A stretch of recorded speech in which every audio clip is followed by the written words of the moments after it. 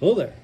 All right, guys, got some questions about my belt setup, so I figured I'd knock out a very quick video here for you guys. So the belt itself, this is the Havoc belt from Hercules Tactical Products. I really like this belt. Yeah, you can mount stuff both horizontally and vertically, like on it. I will say that I don't really use the horizontal mounting very often, but you do have it there. But the belt itself said very sturdy. Said I really like this. It just kind of become like my primary. Took over from my Ronin Tactics belt. Probably the most important thing on here, though, is going to be this right here. This is the bang hanger from Guardian Warrior Solutions. And if you guys said, if you use the Safariland one that actually goes on over your belt, you get those plastic bits that are in on the inside, kind of pinches against you a little bit, and it's definitely not as comfortable, and it's also a little bit heavier. The bang hanger is extremely lightweight. This year's I got this a while back. I think there's actually a new material that they're making it out of, but still just as great. You can attach whatever you want to it. And I have the Shaw Concepts. It's their Sidekick version 2 that I've got on it. Let's be honest here. It's like just wearing a pistol for long amounts of time just can seriously just kind of annoy the crap out of you. Having a little bit of padding here, I think really kind of helps out with a lot of that. This right here is a fantastic product. You can mount stuff to it. I don't, but you have that option if you want it.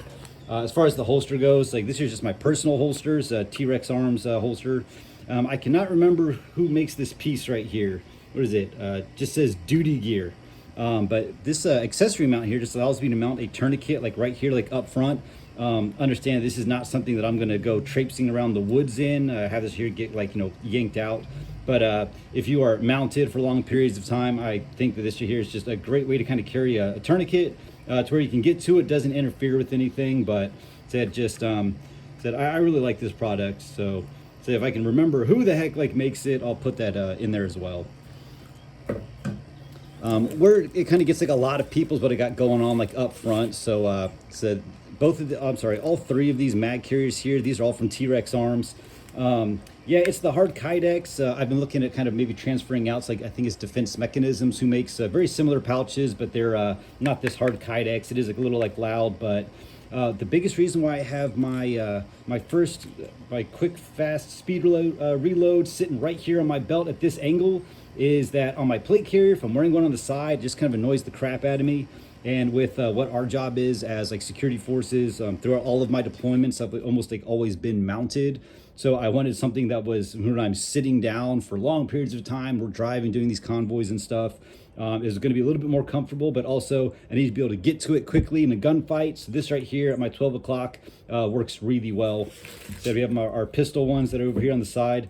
And all of these magazines are kind of held onto this belt with the adapts, and these are also from Guardian Warrior Solutions. So once again, that really thin, lightweight material that holds these ones here on. But I just really like this setup here. It just works out really well for me. Off to the side, so this one is not a Gista. This here is actually from Midwest Armor.